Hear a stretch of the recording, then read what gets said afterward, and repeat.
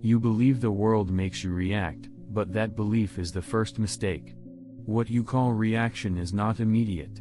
It is preceded by something quieter, faster, and far more decisive, your assent.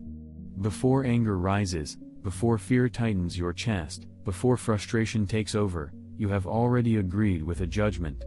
You have silently said, yes, this is terrible, or yes, this is unbearable. And in that moment of agreement, the reaction is born. The Stoics understood this with precision. They taught that events themselves carry no emotional weight. What gives them power is the meaning you attach to them. That meaning is not forced upon you, it is chosen, often unconsciously. So when you say, I couldn't help reacting, you overlook the hidden step where you endorse the impression. Mastery begins there, not after the emotion, but before it fully forms. What you experience as an instant reaction is, in truth, a compressed sequence. It feels immediate only because you have never slowed it down enough to see its parts. The Stoics broke this sequence into 3 stages: impression, assent, and impulse. First, something happens, a word is spoken, a message arrives, a look is given. This is the impression. It strikes the mind without your permission. You do not choose what appears before you. But the next step is where your freedom begins. After the impression comes assent. This is the moment, often invisible, where you either accept or reject what the impression suggests. The impression might say, this is insulting, or this is dangerous, or this is unfair. But that statement is not yet true. It is merely presented to you. Assent is when you nod internally and say, yes, that's correct. And once you agree, the third stage follows automatically: impulse. Emotion surges, action begins, and you call it a reaction.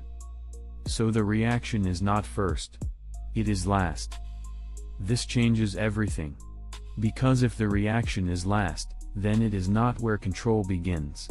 Most people try to control themselves at the level of impulse, after anger has already risen, after fear has already taken hold. They try to suppress, to restrain, to fight what is already in motion. And sometimes they succeed, but it is exhausting, inconsistent, and fragile. Why? Because they are trying to control the final domino after it has already been pushed. The Stoic approach is different. It goes upstream. Instead of wrestling with emotion after it appears, you intervene at the level of assent. You question the impression before you agree with it. You insert a gap between what appears and what you accept. That gap is where discipline lies. That gap is where freedom exists. Imagine someone speaks harshly to you. The impression arrives instantly: I am being disrespected. If you assent immediately, anger follows just as quickly. But what if you pause? What if, instead of agreeing, you ask, is this truly an insult? Or is it just words shaped by their own state of mind? In that pause, you loosen the chain. The impression no longer dictates your internal state. This does not mean you deny reality. It means you examine it. Assent is not about pretending things are good when they are bad. It is about refusing to accept a judgment without scrutiny. The mind, left unchecked, is eager to label everything in extremes: good or bad, success or failure, respect or disrespect. But these labels are not facts, they are interpretations. And interpretations can be wrong. Consider how often you have reacted strongly to something, only to later realize you misunderstood it. A message seemed cold, but the sender was simply busy. A comment felt offensive, but no harm was intended. In those moments, your reaction felt justified, until it didn't. What changed? Not the event, but your judgment of it. This is the core Stoic insight: your emotional life is shaped not by events, but by the judgments you assent to. Once you see this, responsibility becomes unavoidable. You can no longer say, they made me angry, without recognizing the missing step. They presented an impression. You completed the process. This is not blame, it is power. Because if your assent is involved, then your assent can be trained. And training begins with awareness. At first, you will only notice your assent after the reaction has already occurred. You will reflect and think, "I agreed too quickly." That is progress. Then, with practice, you will begin to catch the process earlier, during the rise of emotion. Eventually, you will detect the impression itself and hesitate before granting it authority. This hesitation is not weakness. It is precision. You are not becoming passive. You are becoming selective. You are choosing which interpretations deserve your agreement and which do not. And in doing so, you reclaim authorship over your inner life. Most people live as if every impression is true. They treat every thought as a fact, every feeling as proof. But the Stoic refuses this automatic obedience. He sees impressions as proposals, not commands. And he understands that the moment of assent is the moment where character is exercised. If you master that moment, you change everything that follows. Once you understand that assent is the true origin of your reactions, a more difficult realization follows. You are not only assenting to obvious judgments, you are constantly assenting to subtle, automatic interpretations that shape your entire experience of reality. Most of these happen so quickly that they feel inseparable from perception itself. You don't just see someone walk past you without speaking, you immediately register, "They ignored me." You don't just receive criticism, you translate it into, "I'm being attacked."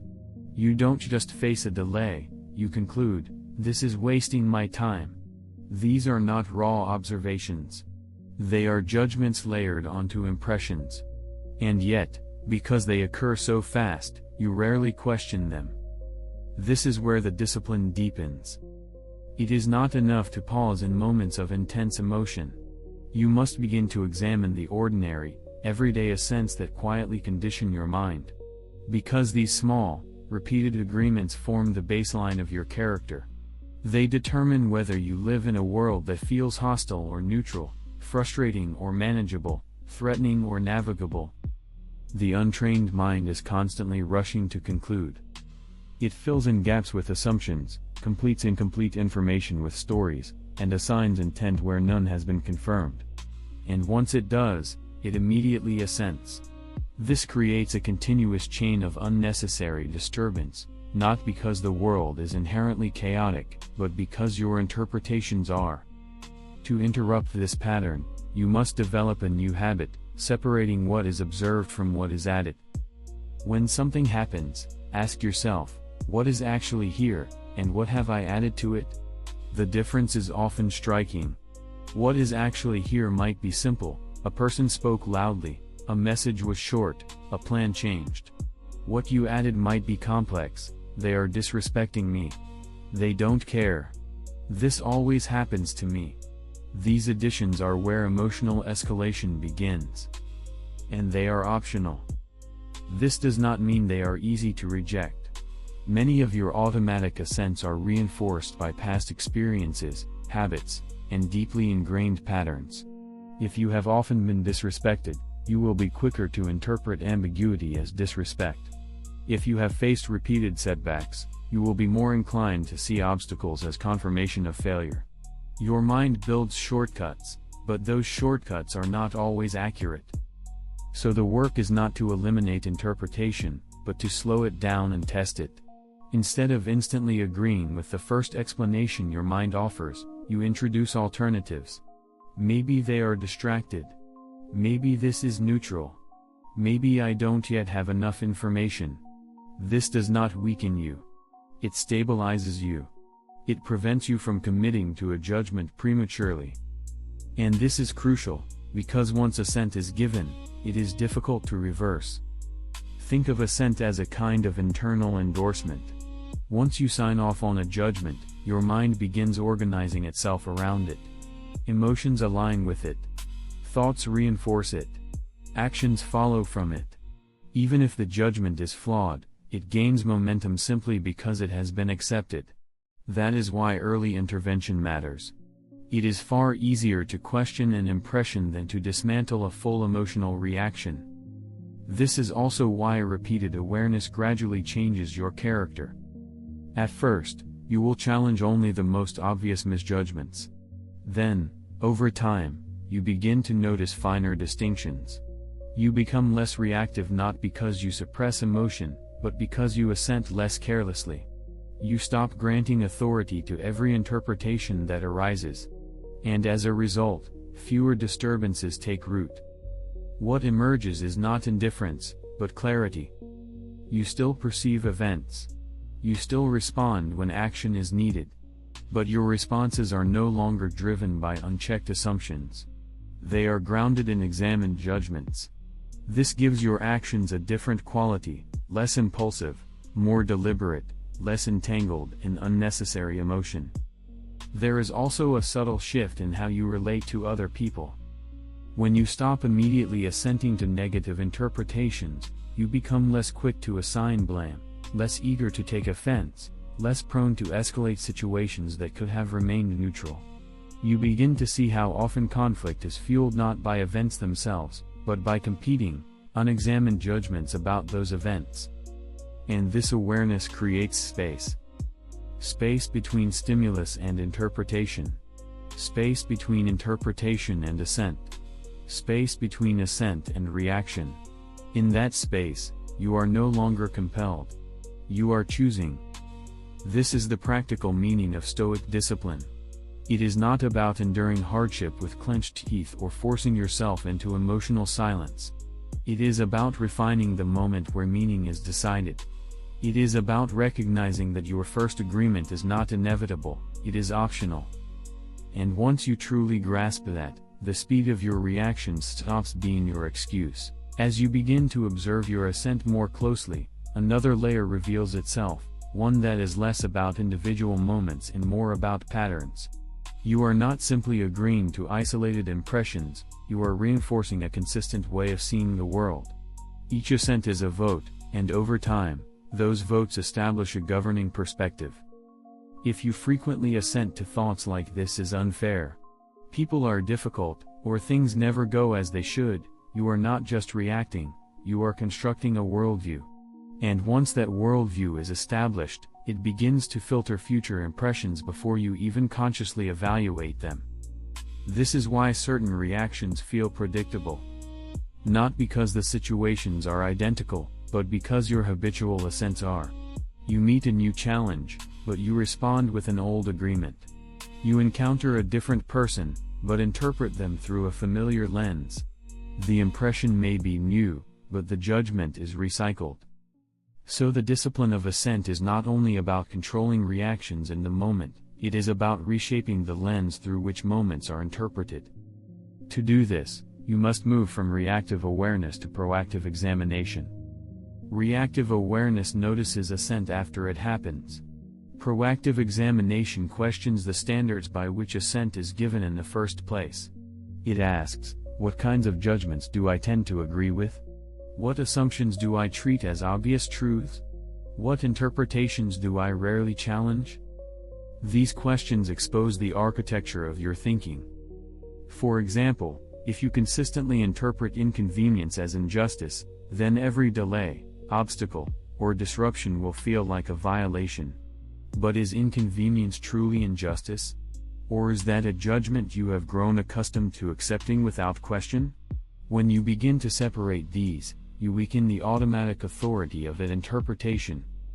This is not about replacing negative thoughts with positive ones. That would still be automatic assent, just in a different direction. The Stoic aim is not to swap one reflex for another, but to cultivate independence from reflex itself. You are not trying to think better thoughts by default. You are trying to think deliberately. And deliberation requires criteria. What makes a judgment worthy of your assent? Is it because it feels true? Because it appears quickly? Because it aligns with your past experiences? None of these are reliable standards. Feelings can mislead, speed can bypass scrutiny, and past experiences can distort present situations. A more stable criterion is this: does the judgment accurately reflect what is within your control, and does it support a rational response? If a judgment exaggerates what is happening, assumes intent without evidence, or frames the situation as unbearable when it is merely uncomfortable, then it is not worthy of assent. It does not clarify reality, it distorts it. And if you assent to distortion, your reaction will also be distorted. This is where many people resist the discipline. Because questioning your judgments can feel like weakening your position. If you do not immediately label something as wrong, unfair, or offensive, it can seem as though you are excusing it. But there is a difference between clarity and passivity. Refusing to assent prematurely does not mean you will never conclude that something is wrong. It means you arrive at that conclusion carefully, with evidence and proportion. And that makes your response stronger, not weaker. When your assent is deliberate, your reactions become aligned with reality rather than driven by impulse. You act where action is needed, but without unnecessary agitation. You address problems without inflating them. You respond to people without projecting onto them. Over time, this creates a noticeable shift in your internal stability. Situations that once triggered immediate reactions begin to feel less urgent. Not because they have changed, but because your threshold for assent has. You are no longer granting instant approval to every interpretation that arises. You are evaluating, selecting, and sometimes rejecting entirely. This selectivity is the foundation of composure. Composure is not the absence of emotion. It is the result of disciplined assent. It is what remains when your inner life is no longer dictated by unexamined judgments. And it is built gradually, through repeated moments of awareness and correction. But this process also requires honesty. You must be willing to admit when your initial judgment is flawed. You must be willing to revise your interpretation even after you have begun to react. This is difficult, because the mind prefers consistency. Once it has assented, it wants to defend that assent. It wants to justify the reaction that followed. Yet growth depends on your ability to interrupt that defense. To say, "I agreed too quickly," is not a failure, it is refinement. It means you are no longer blindly loyal to your first impression. You are becoming responsive to truth rather than committed to habit. And as this becomes more natural, something important happens: your sense of control shifts. You no longer measure control by your ability to suppress reactions after they arise. You measure it by how carefully you grant assent before they take shape. You begin to see that the earliest moment is the most decisive one. Because once you agree, the rest unfolds with increasing force. At this stage, the discipline of assent becomes less about isolated corrections and more about real-time intervention. You are no longer only reflecting after the fact or analyzing patterns in hindsight, you are stepping directly into the moment where assent is about to occur and influencing it as it happens. This is the most demanding phase, because it requires presence under pressure. It is one thing to question your judgments when you are calm. It is another to do so when an impression arrives with intensity, when your body is already reacting, when your attention narrows, when the urge to agree feels immediate and justified. In these moments, assent does not present itself as a choice. It presents itself as certainty. This is wrong. This cannot be tolerated. This demands a reaction. And yet, even here, the structure remains the same. No matter how strong the impression feels, it is still only an impression. It still carries a suggestion, not a command. The difficulty is that intensity creates the illusion of truth. The stronger the feeling, the more convincing the judgment appears. But conviction is not accuracy. So the practice becomes this: you learn to distrust the urgency of your first agreement. When something feels overwhelmingly clear, you pause, not because you are confused, but because you recognize that clarity under emotional pressure is often deceptive. You insert a fraction of delay, just enough to ask, "What exactly am I agreeing to right now?" This question interrupts the automatic process. Instead of moving seamlessly from impression to assent, you bring the act of agreement into awareness. You make it visible. And once it is visible, it becomes adjustable. You can soften it, refine it, or withhold it entirely. For example, instead of assenting to "this is unacceptable," you might revise it to "this is not what I prefer." That shift may seem small, but its effect is significant. The first judgment invites outrage, the second allows for response without escalation. The situation has not changed, but your interpretation has, and with it, your emotional trajectory. This is not linguistic trickery. It is precision in judgment. You are not diluting reality, you are describing it more accurately. Most situations are not catastrophic, unbearable, or unjust in any absolute sense. They are inconvenient, unexpected, or misaligned with your preferences. When you assent in exaggerated terms, your reaction follows that exaggeration. When you assent in measured terms, your response remains proportionate. And proportion is the anchor of stability. Without it, every disturbance feels extreme. With it, even difficult situations remain manageable. You still act, you still respond, but you do not amplify what is already sufficient.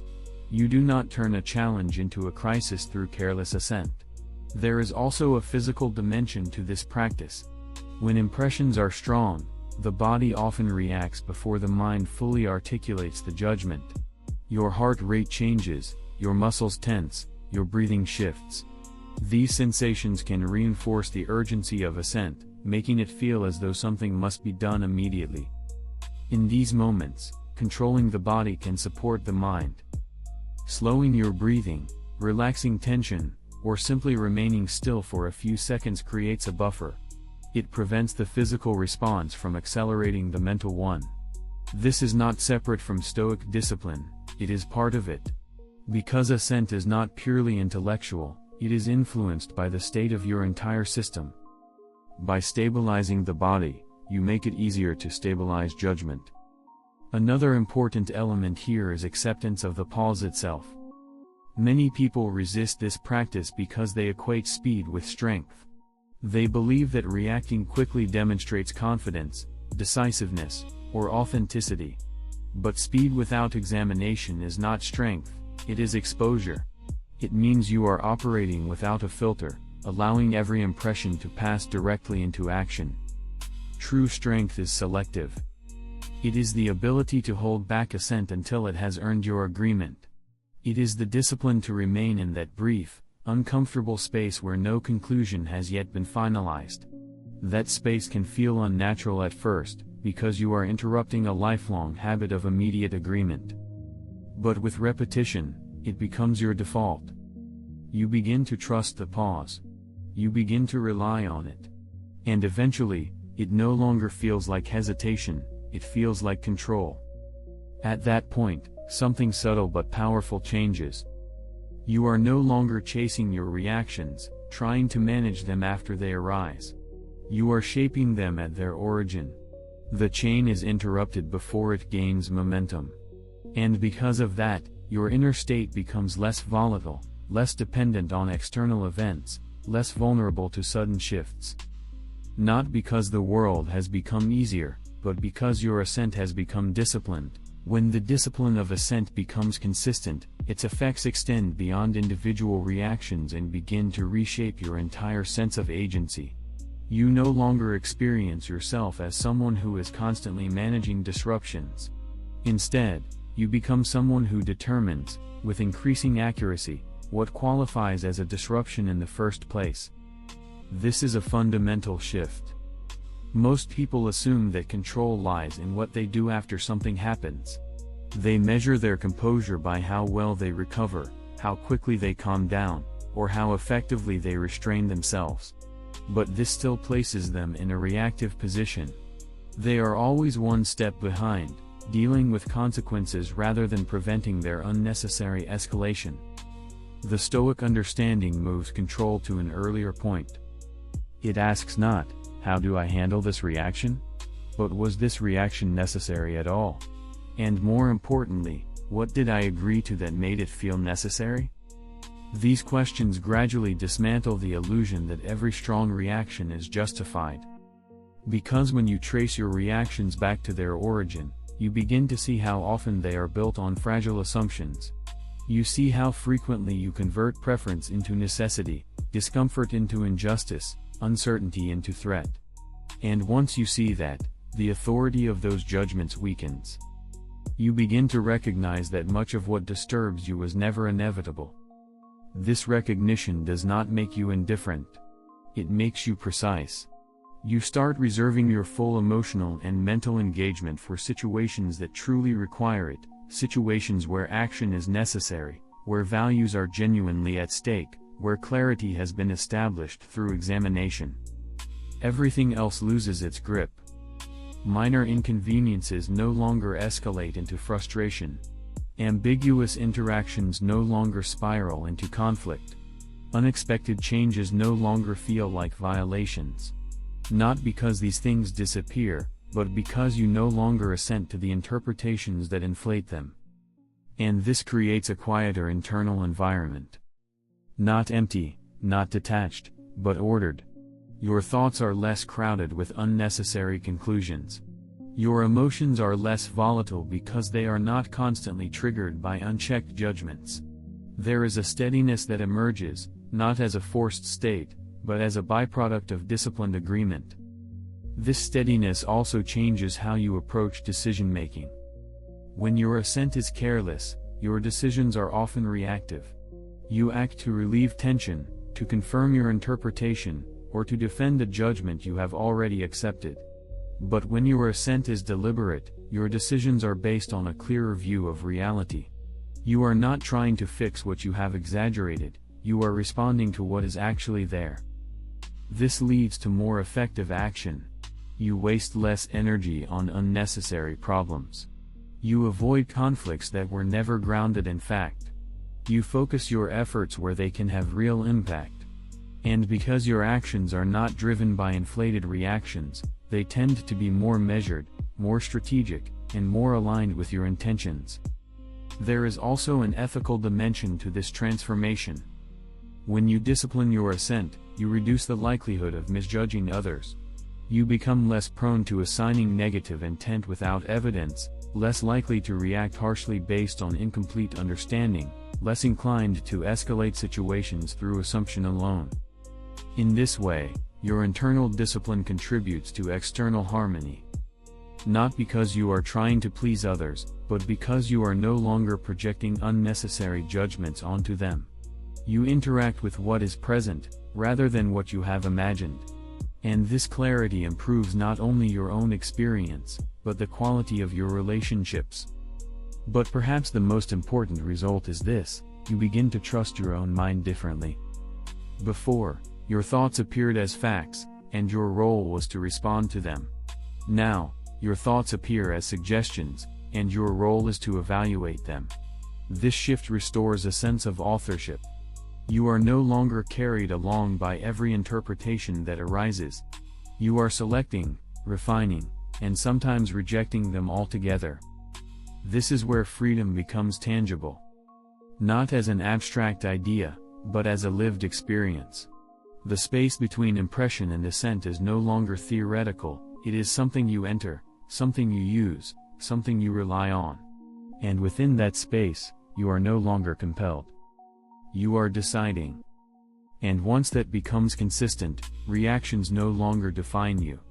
They become outcomes, outcomes that trace back to a point you now understand, recognize, and control. You began with the belief that reactions happen to you, fast, automatic, unavoidable. But by now, that belief should feel incomplete. What you call a reaction is not the beginning of the process. It is the result of a decision made just before you notice it, the decision to assent. This is where everything changes. Because once you see that assent comes first, you can no longer place responsibility entirely on the outside world. Events present impressions, but they do not finalize meaning. That final step belongs to you. And in that step, small as it seems, your entire inner life is shaped. This does not mean you will never react quickly again.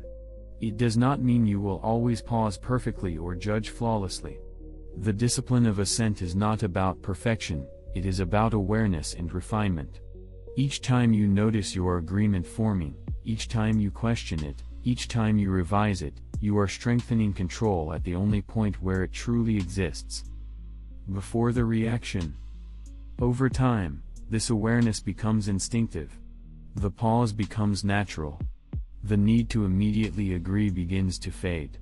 And in its place, something steadier emerges, a mind that does not rush to conclude, a perspective that does not inflate, a response that is chosen rather than triggered. You do not eliminate impressions. You do not suppress emotion. You simply become more careful about what you endorse. And that care is enough. Because when assent is disciplined, reactions follow accordingly. Not by force, not by suppression, but by alignment. What once felt uncontrollable becomes understandable. What once felt immediate reveals its structure. And what once defined you becomes something you can shape.